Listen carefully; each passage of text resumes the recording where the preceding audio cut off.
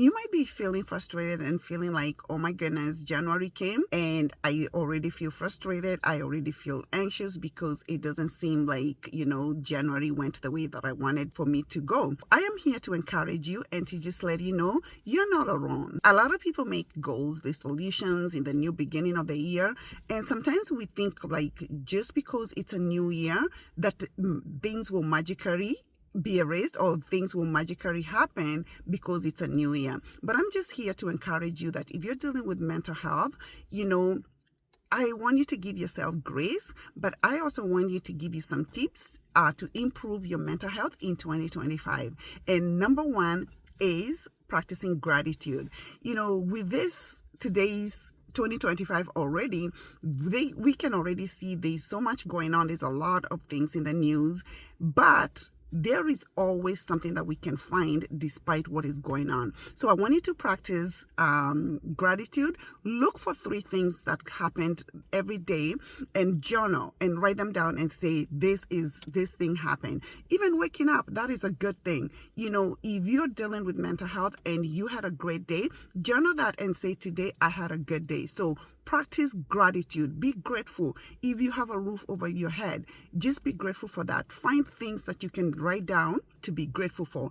And number 2 is challenging negative thoughts. There is so much, as I said, going on, and we can think about negativity.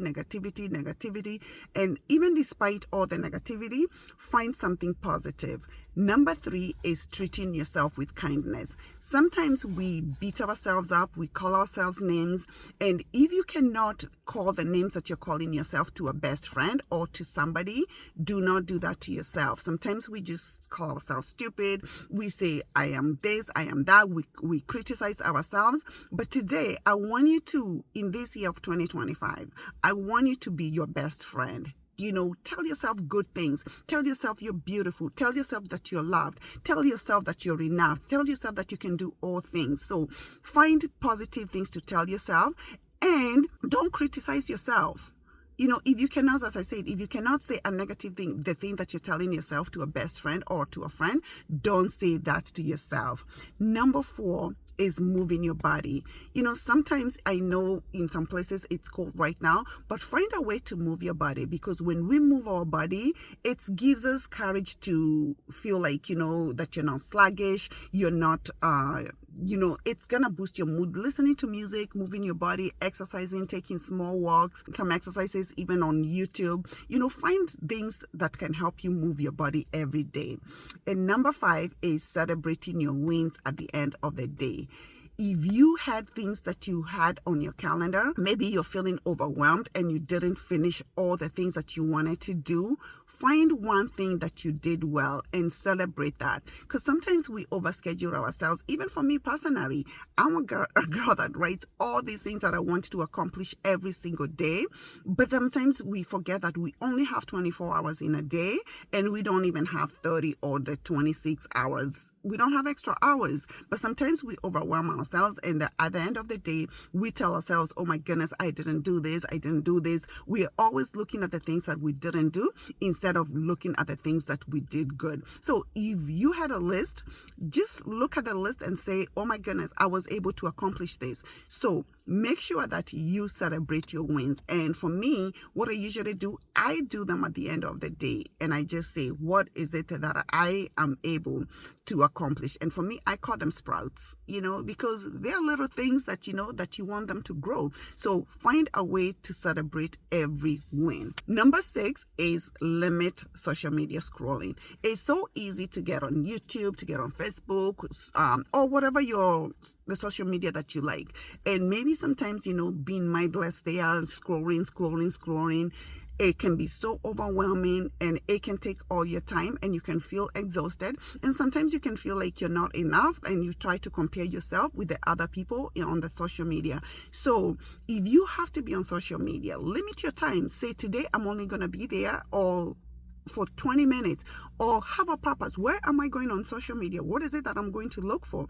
So be careful when you're scrolling and set your time, because it can be overwhelming, or it can be tempting to be there for hours and hours and hours. So limit the scrolling. Number 7 is check on with somebody. If you have a friend or somebody that you know is also struggling, check on them. And you don't have, and I know it can be tough when you that you don't feel like it, send a text to somebody. Send a text and say, I was just thinking about you. How are you doing? And with that, sometimes, we are getting ourselves out of the way, and we are also taking that time to just say, okay, I know I'm going through this, and sometimes if I'm going through this, I would love for somebody to check on me. So put yourself maybe in the other person's shoes, or just think about them and just let them know that you're thinking about them. So send a text to somebody, call somebody if you have the energy to, or just send them a text and let them know that you're thinking about them.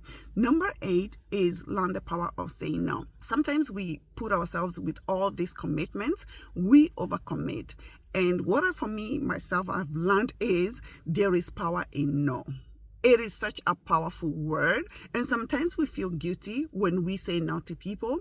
But sometimes, saying yes to something, you're saying no to something else that you were supposed to do. So make sure that you are saying no if you don't have the capacity to do what the other person wants you to do. So practice saying no more this year if you are not in a position to do the things that you're being asked to do. Number 9 is finding a community. If you are feeling isolated, find a community, may it be our online community, meetups in your area. There is, events, find the people, like-minded people, the people that that they can understand you, and then with that, you are not feeling so much isolated. Number 10 is giving yourself permission to take a break. Sometimes we feel guilty of even taking 15 minutes a break when we are either working from home or we're doing things and we are exhausted and we are not taking care of us. So make sure that you are taking care of you. You are the most important. Your mental health means a lot. So make sure you're taking care of you. Take that 15-minute breaks, put timers on your phone and just say, after working for so many hours, I'm going to take a 15 minutes break. I'm going to take a 30 minutes break. And sometimes when we're working, we most of the time feel exhausted. And sometimes we feel like we have to accomplish our work before even taking a break. And that break, maybe if you're working, it's not like mandated, you're required to, but sometimes we feel like, oh my goodness, if I take a break, I am not going to be able to accomplish what I need to accomplish. So give yourself permission to take a break. Take care of you. And number 11 is journaling. How are you feeling? Just if you don't have somebody to talk to, or if you're feeling overwhelmed, journal.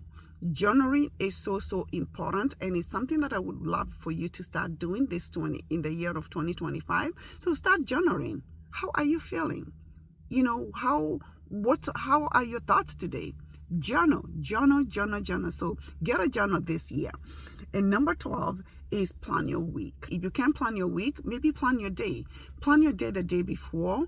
Or for me, the most important, the reason I like to plan a week ahead is because when you plan, you're already allocating your times to what needs to be done. So plan your day, your week, whichever works for you. Plan your week ahead so that you're not like a day doesn't come and you're like, what am I doing today? Or things come up and you have to take care of all these things. So let us take care of our minds, because when we are mentally challenged, or our minds are so important. If you are so overwhelmed, the other thing I would want to say, maybe to just add, is looking for help. Therapy. And it doesn't mean even if you're not dealing with mental health, you don't have to ask for help. Help and therapy is therapeutic, and it's so good for our minds. So let us make this year the year that we take care of our minds. And I hope these tips were so helpful. Let me know in the comments, what tips are what are you doing in 2025 to take care of your mental health? I would love to see your tips on the comments. So let me know in the comments. Don't forget to subscribe, and I'll see you in my next video.